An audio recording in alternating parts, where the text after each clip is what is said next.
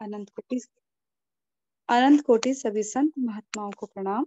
आइए आज प्रारंभ करते हैं। जैसा कि सभी को विदित है, आज बुधवार है, तो आज का सत्र शरणानंद जी की पुस्तक पे आधारित होता है। तो हम प्रारंभ करते हैं आज के सत्र को। पुस्तक का नाम है संत हृदयोद्गार। नारायण नारायण नारायण। प्रणाम महाराज जी। जी। प्रणाम महाराज जी को प्रणाम, सभी की तरफ से भी प्रणाम प्रणाम जी। हम यहाँ पे आज जो प्रश्न कर रहे हैं, यही इसी किताब के कोटेशन शुरू कर रहे हैं। जहाँ प्रेम प्रकट हो जाता है, वहाँ इंद्रियों के दरवाजे बंद हो जाते हैं। इंद्रियों के दरवाजे बंद हो जाते हैं। फिर क्या जी। प्रेम के वश होके ही सारा काम होता है? नहीं, इनका कहने का यहाँ तात्पर्य ये है कि जो प्रेमी होता है वो भोगी नहीं होता। जी। इंद्रियों के द्वारा तो भोग ही होता है ना। हम्म। आंखों के द्वारा हम रूप का भोग करते हैं, कानों के द्वारा हम मधुर शब्दों का भोग करते हैं, संगीत का भोग करते हैं, और चमड़ी के द्वारा स्पर्श का भोग करते हैं, जीभ के द्वारा स्वाद का भोग करते हैं। तो इंद्रियों के द्वार बंद हो जाने का तात्पर्य यह है कि वो भोगी नहीं रहता। प्रेमी जो है वो, देखिए, प्रेम का दूषित रूप है संसार के प्रति आसक्ति या आकर्षण या भोग। हम्म। और संसार से उपरामता कल हमने देखी थी, उपरति उपरामता, जी। और संसार से वैराग्य। तो हम्म। उसमें संसार के प्रति आकर्षण है, वो विकर्षण हो जाता है, जी। उधर मन ही नहीं जाता। तो मन भी एक प्रकार की इंद्रिय है, जी। और सारी इंद्रियां तो है ही, वो भोगों में विचरण करती है। इंद्रिय इंद्रियस्यार्थे राग द्वेष व्यवस्थित हो तयोर नवस्माकस्य तव यस्य परिपंथि नौ। तो ये राग का रूप है, ये इंद्रियों के भोग में है, जी। और जी। उसमें कोई बाधा डालते तो द्वेष हो जाता है। तो जी। इंद्रियों को भोगों में राग और द्वेष भरे हुए हैं। तो हम्म। प्रेमी जो होता है उसके इंद्रियों के द्वार बंद हो जाते हैं, अर्थात भोग की जगह वहां पर सेवा आ जाती है। जैसे तो सेवा, सेवा का अर्थ है कि फिर योग और प्रेम। जी।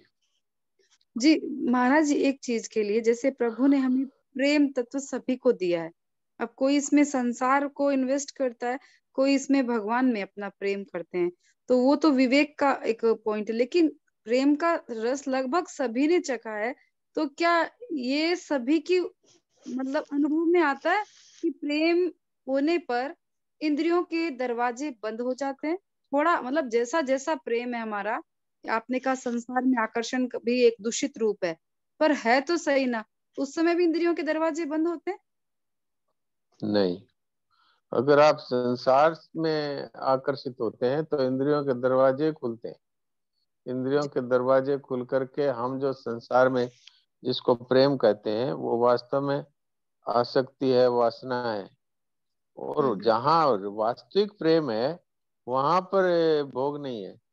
जैसे वास्तविक प्रेम किसे कहते हैं कि अगर दो व्यक्तियों में केवल दूसरों को, यानी सामने वाले को सुख देने की भावना है और अपने सुख की किंचित मात्र भी इच्छा नहीं है, हम्म। केवल उनको सुख मिले, केवल उनको आराम मिले, केवल उनको शांति मिले, केवल उनका कल्याण हो, सुख सुविधा सब उनको मिले, और मैं मेहनत करूं, कष्ट मुझे मिले, इस तरह का जो भाव है, ये तो संसार में भी प्रेम तत्व को उत्पन्न कर देता है। निष्काम भाव से निष्काम भाव किसी से। की भी सेवा, जी। किसी की भी सेवा निष्काम भाव से की जाती है तो वो प्रेम का उदय हो जाता है वहां पर। हम्म। जहां पर किंचन मात्र भी अपने सुख की लालसा अथवा निज स्वार्थ की पूर्ति का भाव आ जाता है, वहां पर वो प्रेम है वो बदल जाता है भोग में। जी। चलिए, ये तो प्रेम। यहाँ संसार में भी जो वास्तविक प्रेम है वो हो सकता है। जैसे हम किसी महात्मा के साथ प्रेम करते हैं, जी तो महाराज जी। महात्मा के साथ प्रेम करते हैं तो हम उनसे कुछ हमें लेना नहीं है, केवल उनकी सुविधा, केवल उनका आराम, केवल उनको ही हमें देना है, लेना कुछ भी नहीं है। ऐसे भगवान से प्रेम करते हैं तब प्रेमी है वो भगवान से कुछ नहीं मांगता, केवल उनको आनंद देने के लिए ही वो प्रेम करता है। ये है प्रेम की परिभाषा। जी, तो आपने सात्विक और दोनों सांसारिक प्रेम का यहाँ बताते हुए बताया, इंद्रियों के दरवाजे, तो थोड़ी अनुभूति हमें यहाँ होती है, पर संपूर्ण सच्ची अनुभूति ये पारलौकिक प्रेम, प्रभु के प्रेम में। अब भगवान कृष्ण और राधा जी का प्रेम है। हाँ, मैं यही लोग उदाहरण दिया आपसे। लोग इसको समझते हैं कि ये जैसे आकर्षण। प्रेमी प्रेमिका का या पति पत्नी का प्रेम है वो है, लेकिन वास्तव में वहां इसकी गंध भी नहीं, जी। क्योंकि भगवान स्वयं ही राधा और कृष्ण के रूप में हुए हैं। तो जैसे व्यक्ति अपने आप से प्रेम करता है तो उसमें इंद्रियों की जरूरत पड़ती है क्या? नहीं। आपको अपने आप से प्रेम करने में मन की जरूरत पड़ती है कि बुद्धि की जरूरत पड़ती है, कि आपको आंख नाक कान चमड़ी की जरूरत पड़ती है? तो महाराज, सिद्ध क्या हुआ? मन के बिना तो सिद्ध नहीं। मन कहाँ है? तो मन तो जड़ है। मन कोई चेतन थोड़ी है। जैसे एक पेन है, तो जी। पेन है वो कोई करता स्वतंत्र करता हो सकता है क्या? नहीं। पेन क्या अपने आप गालियां लिख सकता है? क्या अपने आप स्तुति लिख सकता है? बिल्कुल नहीं। ऐसे मन है, ये अपने आप में कोई कोई चेतन वस्तु नहीं है, ये एक हथियार है। जैसा आप चाहेंगे वहां मन जाएगा। आप देखिए, आपका मन कभी मांस की दुकान में जाता है क्या? नहीं जाता है। क्यों नहीं जाता? वो अगर स्वतंत्र करता होता तो चला जाता। तो मन है वो कुछ नहीं है, वो आपकी जो इच्छा है उसी के अनुसार है वो मन चलता है। जब आप भगवान से प्रेम करते हैं तो फिर मन है वो अमन हो जाता है और जीवन चमन हो जाता है। क्या बात है, तो प्रेम की तो वाकई बहुत। वहाँ मन है। हाँ, हम्म। वहाँ मन है ना। मन वास्तव में क्या है मैं आपको बताऊं? हम्म। मन है वासनाओं का पुंज और कुछ नहीं। अच्छा, तो मैंने दिखे और दिया, प्रेम में वासना समाप्त हो जाती है। मेरा मन ये करने को कर रहा है, तो इसका मतलब वासना जग गई है मेरे में। वासना ही है। मन ये कर रहा है तो हमारे बोलने की भाषा है। हम्म। वास्तव में तो इच्छाओं का पुंज है, वही मन है। जी जी। और क्या है? और परमात्मा के प्रेम में मन की आवश्यकता क्यों नहीं पड़ती कि वहां इच्छाओं का समाप्ति हो जाती है? तो वहां मन है वो अमन हो जाता है। बहुत सुंदर। तो प्रेम का। वास्तव में मन कुछ नहीं है। मन एक औजार है। वो यूं कह दें कि हम जो चाहते हैं तो मन के द्वारा हम उसको, अब हमें यहाँ से मान लो बम्बई जा तो सकते नहीं, लेकिन बम्बई का ही हमें ध्यान करना है, तो आप यहीं बैठ के चौपाटी देख लेते हैं। तो हाँ। ये मन एक कुछ नहीं है। मन एक है आपकी इच्छाओं की पूर्ति का साधन है। और जी, वैसे देखा जाए तो मन है वो इच्छाओं का ही एक पुंज है और कुछ नहीं। बहुत क्लियर हुआ। आपने बॉम्बे का जो एग्जाम्पल दिया उससे और क्लियर हो गया हमारा। बैठे बैठे जी हम मन बोल देते हैं, पर ये इच्छाएं चल रही है। आगे बढ़ते हैं। जब तक देह भाव रहता है, मैं स्त्री हूँ, मैं पुरुष हूँ, ऐसा भाव होता है, तब तक गोपी चरित्र सुनने और समझने का अधिकार प्राप्त नहीं होता। फिर हाँ, गोपी। यही मैं कह रहा था कि राधा और कृष्ण को जब तक हम स्त्री पुरुष मानते हैं तब तक तो हमें तत्व ही पता नहीं है प्रेम का। कृष्ण है वो स्वयं ही राधा है, वो अपने आप से ही प्रेम कर रहे हैं। तो अपने आप से प्रेम करने में किसी चीज की जरूरत नहीं पड़ती। स्वयं से स्वयं का प्रेम है, इसमें मन कहाँ आ गया, कहाँ बुद्धि आ गई? ये तो खुद ही खुद से प्रेम करना है। तो स्वयं से स्वयं को प्रेम करने में क्या आपको सोचना पड़ता है? अगर सोचना पड़े तो बुद्धि की जरूरत पड़ी, बिल्कुल। यदि कोई कल्पना करनी हो तो मन की जरूरत पड़ी। इसमें न कल्पना की जरूरत है, न कोई विवेक और विचार की जरूरत है। अपने आप से प्यार करने में किसी इंस्ट्रूमेंट की जरूरत नहीं है। बुद्धि तो प्रेम को फिर होने ही नहीं देगी, बुद्धि से प्रेम किया तो। बुद्धि है ही नहीं ना इसमें, बुद्धि लगाई तब तो प्रेम कहाँ हुआ। सही बात। आप देखो कि प्रेम में बुद्धि का कोई काम नहीं है, मन का जी। कोई काम नहीं है। आप स्वयं से प्यार करते हैं तो सोचते हैं क्या कि मैं कैसे करूं? नहीं, बिल्कुल नहीं, जैसी हूँ वैसे एक्सेप्ट करते हैं। तो बस जी। इसलिए ये मन बुद्धि ये सब संसार के लिए काम आते हैं। अपने हाँ। आप से प्यार करने में अपने आप से स्वयं ही प्यार करता है। आप देखो मनुष्य सबको छोड़ देगा, हम्म। लेकिन क्या अपने आप को छोड़ सकता है? संसार में मनुष्य अगर देखता है कि अब तो सब कुछ नष्ट हो रहा है, तो वो स्वयं नष्ट नहीं होना चाहता। हम्म। इससे सिद्ध क्या हुआ? वो सबसे अधिक खुद को ही प्यार करता है। बिल्कुल। तो अपने आप से प्यार करना यही राधा कृष्ण का प्यार है, वहां कोई स्त्री पुरुष नहीं है। और हम्म। जो तत्व के जीवन में महापुरुष होते हैं वो सारे संसार से प्यार करते हैं। इसका मतलब क्या है? वो अपने आप से ही प्यार करते हैं। संसार कुछ भी नहीं है एक परमात्मा के सिवाय। तो अच्छा। परमात्मा से प्यार का मतलब है एक परमात्मा ही है, तो परमात्मा ही परमात्मा से प्यार कर रहे हैं। हम्म। ये बहुत ही गंभीर दार्शनिक विषय है, वैसे मैंने ऐसे संक्षेप में थोड़ा कह दिया। बहुत सुंदर बोला, लेकिन एक चीज महाराज जी, जैसे हम प्रभु की कल्पना करते हैं, मूर्तियां है, हमारे पास विग्रह है, तो मन कुछ कुछ भूलता है। तो ऐसा लगता है कि भगवान के नख से सिर तक का वर्णन करता है तो सब कुछ सुंदर है। तो फिर ऐसे लगता है, जो भगवान की बाएं तरफ जो हमें मूर्ति दिखती है वो भगवान का प्रेम हृदय है, जो इतना सुंदर है, जिसको हम राधा बोल देते हैं। वो धारा नहीं बना, वो राधा बन गया, वो राधा है। तो ऐसे लगता है कि स्त्री पुरुष की कल्पना ही नहीं है, वो प्रेम की तस्वीर है, उनके हृदय की तस्वीर है। तो इतना सुंदर हृदय है भगवान का, ऐसे लगता है, बस उसके बारे में सोचो। ये हाँ सुनील जी। ठीक है, सुनील जी। इसमें कोई संदेह नहीं। बोलिए हाँ सुनील। बोलिए, क्या बोलते हैं सुनील? महाराज जी राम राम। राम राम। महाराज जी आज स्वामी जी बोल रहे थे बंधन रहता नहीं है, अब मुक्ति जाता नहीं है, और हमारा तो जी। अनुभव है कि दुख तो पीछा छोड़ता नहीं है। हाँ तो हमारा अनुभव है का मतलब ये है कि मैं अभी आज तो सुबह मैं और हूँ पे तो विवेचन हुआ था। तो मैं जो है ये तो बंधन यही तो है, मैं मेरे की जेबड़ी गलबंदी और संसार।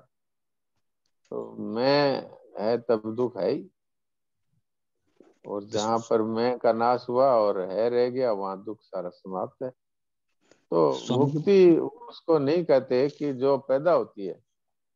मुक्त हम स्वतः सिद्ध हैं, परमात्मा का चेतन अंश जो है वो हम है।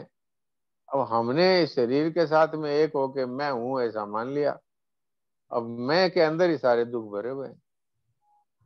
मैं का अर्थ है कि देह के साथ में अपनी ममता और देह के साथ में अपनी एकता का अनुभव करना, जो कि वास्तव में भूल है, यही बंधन है। वास्तव में तो बंधन है नहीं, ये तो हमने मैं मान लिया, कल्पना हमने कर ली, यही मैं हूं। आप बताइए, अगर शरीर ही आप हैं तो शरीर जल जाता है तो आप जल जाते हैं क्या? तो बंधन कहाँ है? बंधन है एक गलत मान्यता से ही बंधन है। वास्तव में तो हम परमात्मा के चेतन अंश होने से सब समय परमात्मा का ही स्वरूप है हमारा। एक सोने का छोटे छोटा टुकड़ा है, वो सोना ही है। बहुत छोटा होने से क्या वो लोहा बन जाता है? सोना। ऐसे ही हम परमात्मा के अंश हैं, तो चेतन भी हैं, अमल भी हैं, सहज सुख राशि भी, अविनाशी भी हैं। पर अब हमने इस शरीर को कह दिया जो कि नष्ट होने वाला है, इसको कह दिया यही मैं हूं। तो यही तो बंधन है। तो बंधन है वो वास्तव में बनाया हुआ है, कृत्रिम है, और मुक्ति स्वतः सिद्ध है। आप बताओ, परमात्मा का चेतन अंश है, वो मुक्त है कि बंधन में? मुक्त है। बताइए सुनील जी, बताइए। अभी अभी विनीता जी उपस्थित है यहाँ पे। चलिए विनीता जी बात करिए। हरे कृष्णा। हरे कृष्णा जी, ये मन के बारे में जो बात हो रही है, तो मेरा ये प्रश्न है कि कभी कभी जब हम किसी समारोह में जाते हैं, बहुत से लोग हमारे आसपास होते हैं, या हम जी जॉब में होते हैं, उस समय एकदम जी उकताहट होती है कि जोर जोर से भगवान का नाम लें या भजन करें। तो मन की जी वो स्थिति क्या है, मतलब अच्छा नहीं लगता उस समय परिस्थिति। तो हम अपने आप को जी। कैसे क्या करें कंट्रोल। मन करता है कि भगवान का भजन करें और अभी निकल जाएं इस जगह से, तो उस हाँ, सिचुएशन को हम कैसे करें। उसमें आप मानसिक रूप से नाम जप करें। भाई निकलने की स्थिति है तो निकल जाइए, और अगर नहीं, निकलने की स्थिति निकल तो नहीं नहीं है, पाते। हाँ हाँ, तो मानसिक रूप से भगवान से पुकार करिए और मानसिक नाम जप करिए। उसमें और मुंह हिलाने की भी जरूरत नहीं, बोलने की भी जरूरत नहीं। तो आपका जो नहीं, मन उद्विग्न हो रहा है वो शांत हो जाएगा।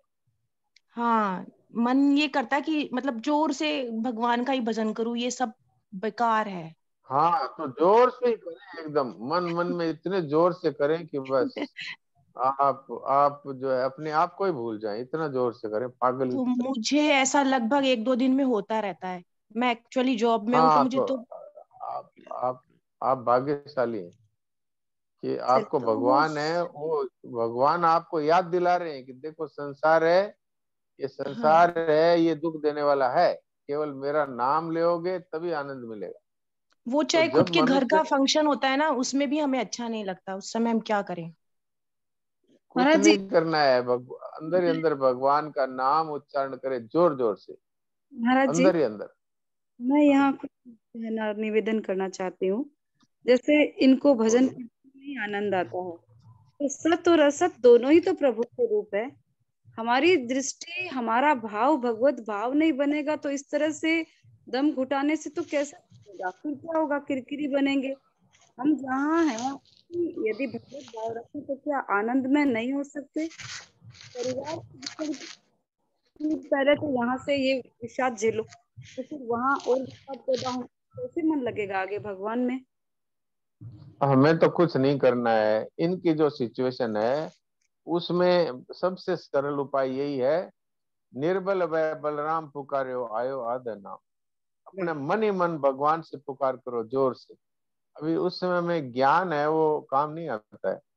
जब मनुष्य संकट में होता है ना, उस समय तो आप देखो, हेल्प मी ऐसे चिल्लाते हैं ना, तो हाँ, ऐसे भगवान का नाम है वो एक प्रकार से भगवान के लिए पुकार है। द्रौपदी जब संकट में थी तो वो पुकार कर रही थी।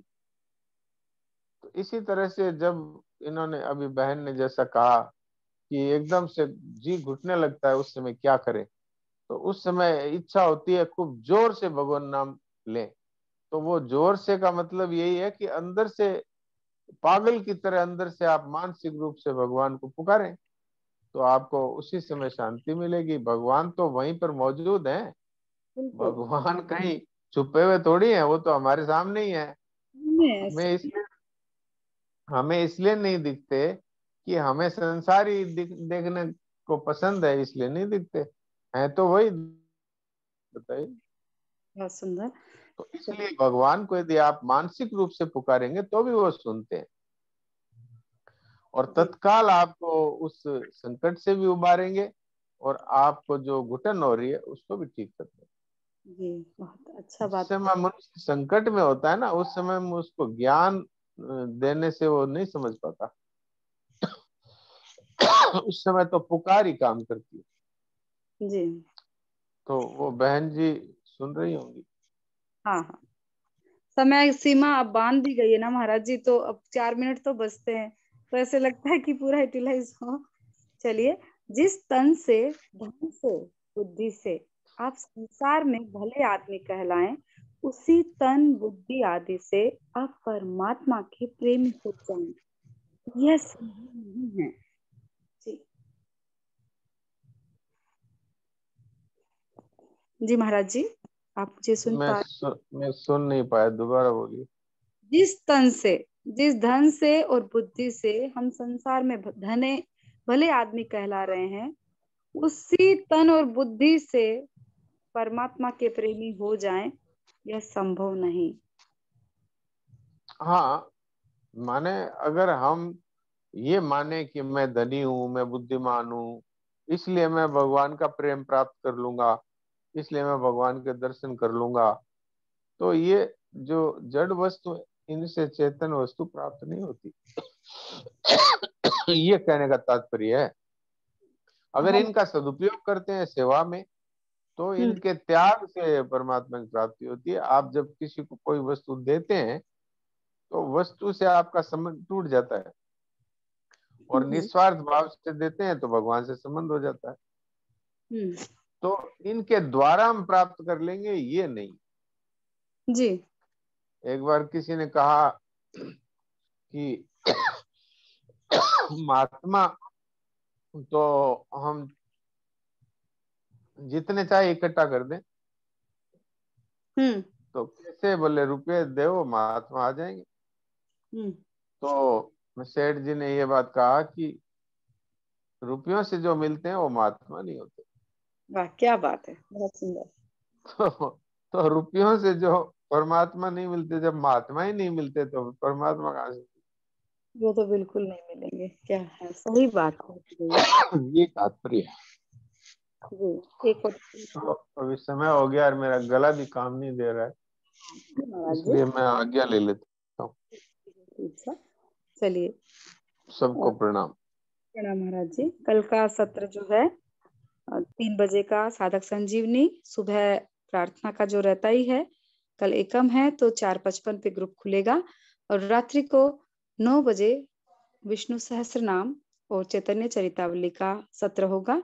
आप लोग अवश्य ही ज्वाइन करें, क्योंकि अभी जो है मोक्षदा एकादशी तक जो ये समय चल रहा है, बहुत ही उत्तम समय है। उत्पन्ना से मोक्षदा, आखिर उत्पन्न होने के पश्चात मोक्ष होना, तो विष्णु सहस्त्र नाम का विशेष इस समय महत्व है। तो अवश्य अटेंड कीजिएगा, और घर में भी पाठ हो सके, जिन्हें आता है, नहीं आता वे सुने, जिन्हें आता है वे अवश्य करें।